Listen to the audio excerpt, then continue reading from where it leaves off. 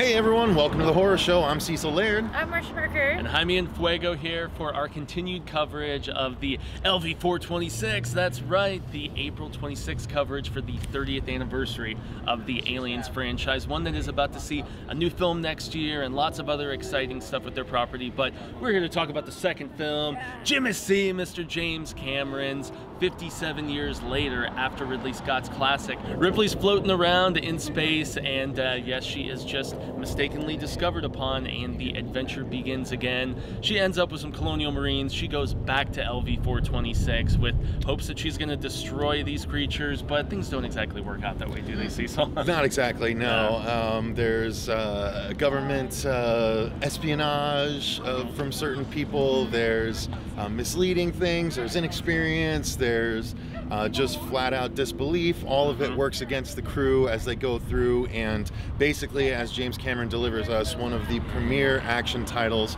of the last 30 years. If not ever. If not ever, absolutely. And we're lucky enough to come here at FilmBAR in Phoenix to actually get to see this movie for myself on the big screen for the very first time. So that was super exciting. And not only that, but Marcia, this is only your second time ever seing this movie. That's true. The first time being just about 12 hours ago. Yeah. We were binge watching. Full circle at this point today, but it was really cool to see it on the big screen, and it was really fun watching it with other people who also really enjoyed this film, because people were saying lines, they were laughing at the right spots, they were cheering. It was a lot of fun, and it brought a lot of excitement back to the movie that we all love. Did you seem to like it better the second time then? Actually, yeah. I mean, I don't know. It's about the same. I really enjoyed it the first time I watched it this morning, and then and then another newfound appreciation for it today, because there's a lot of things I didn't pick up this morning that I picked up today. Really? So Yeah, and that's the thing, because there's like little bits of dialogue, right, and just constant little like touches and almost Easter eggs, reminders of the first film at times as well. And so, yeah, James Cameron, he put so much attention to the detail in this film, especially when he was like expanding the mythos of these creatures, of their genetics, about, you know, all the people who were vying to get them and turn them into weapons and stuff. I mean, yeah, he was doing world building, and damn did he succeed. Not only that, but I mean, he basically was the maestro of this beautiful symphony that was a movie set. Right. What must have been a movie set, because, I mean, from the set decoration to all of the practical effects. I mean, we let's go through real quickly again. Aliens is such a classic, we don't need to hit it as in-depth as usual, but first off, let's hit the acting. We have the classic Sigourney Weaver, along with some amazing, what at the time might have been considered second-tier talent. Or character actors. Character maybe, actors with Paul Reiser. And then we also have, of course, Michael Biehn, who was a James Cameron mainstay. And then we had Bill Paxton, who is as well known by many people.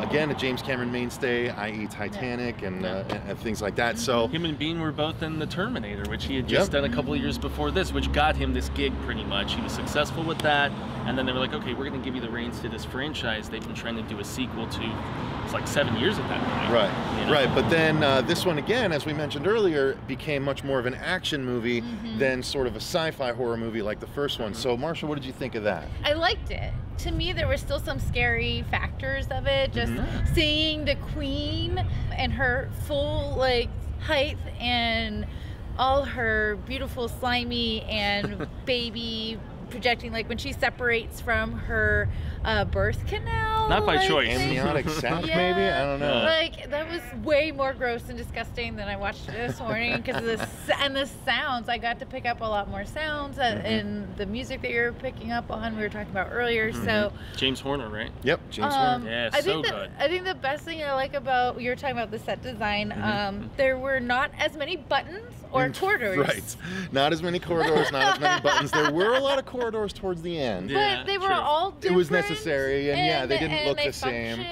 Exactly. And she was leaving breadcrumbs for herself, which you felt like they needed to do in the first movie. Well, it wasn't as contained as the first one, hence the tagline, this time it's war, grander scale in pretty much every capacity, right? And I like seeing tons of the aliens and tons of carnage. Lots of them. And the redesign of the aliens, too, how they have that ridged hood in the second movie versus the completely smooth. I think the bull from 1 and aliens, 3. as they call them in this. So gotcha. Yeah. So what did you think of the? I mean, let's go right into the effects then. As we mentioned, it was all practical. How did you like it versus? Because you at this point have seen all 4 originals. So how did you like the effects in this versus 1, 3, and 4? I prefer these effects versus any of the other ones because it was mainly practical effects, and I thought that they did a little bit better job like developing the character and the alien and making him mobile and not just in there like, hi, give me a hug. I'm gonna stand over you. Yeah, you know, they were able to do more, and you could tell that, and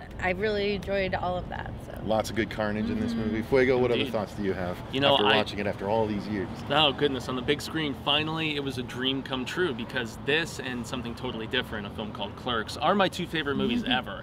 And I just love this because they really expand upon the characters, I feel, more so than really any of the other ones. Maybe the third one has an interesting amount of character development at times, even if I don't care for it as much. But this one, each Marine developed, not one-dimensional, even if they were grunts, so to speak. They all kind of had their own quirks and tics and stuff, and their own very unique personality. And that's why I cared so much about them. That's why I felt horrible when even Hudson gets killed. He's the wise-cracking, you know, kind of he had a heart. Coward, but and he did have a heart. He's saving the kid halfway through, you know, and shooting the face hugger and everything. And so, none of them were one note, man, and it deserved the recognition that it got. 4 straight weeks at #1 in 1986 when it initially came out. 7 Academy Award nominations, including Best Actress for Sigourney Weaver. It won for Best Visual Effects for Stan Winston, so it got a lot of accolades, and unfortunately the series doesn't really feel like it's ever recovered since this film, you know? No, and another thing I wanted to at least hammer home, like you said earlier, Marcia, the sound design in this movie, hearing it in a theater was amazing, but the sound design from the guns, to the alien effects, to the actual explosions and flamethrower, I mean, just everything, the gushing sound effects, I mean, everything was so impeccably designed. So much more immersive in the theater experience. Especially the Bishop kill. Obviously the best kill of the whole movie. And the sound and the sticky white stuff that they chose to use for the blood everywhere, all over.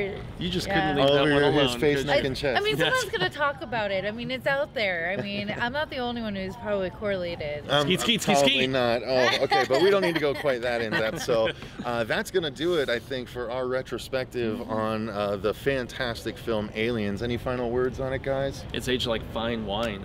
I really think if it can still captivate new young audiences. I mean, would you agree? I totally agree. I never appreciated him the way I now do. I'm so glad I took the time to actually go through every single one of them. Well, we did put a pulse rifle to your head, pretty much. That's true. Mean, come on. Not that much. I was interested. I mean, you can't argue with its success. True. I mean, 30 years.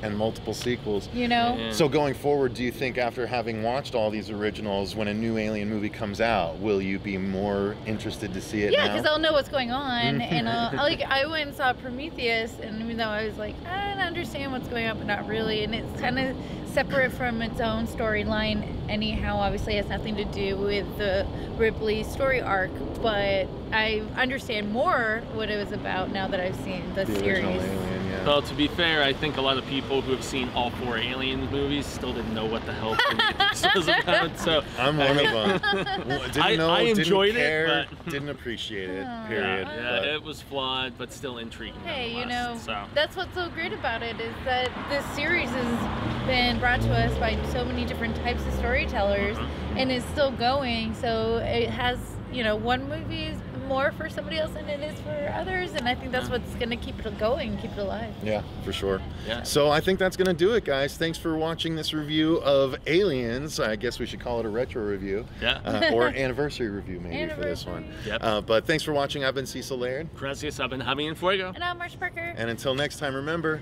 Stay stay scared.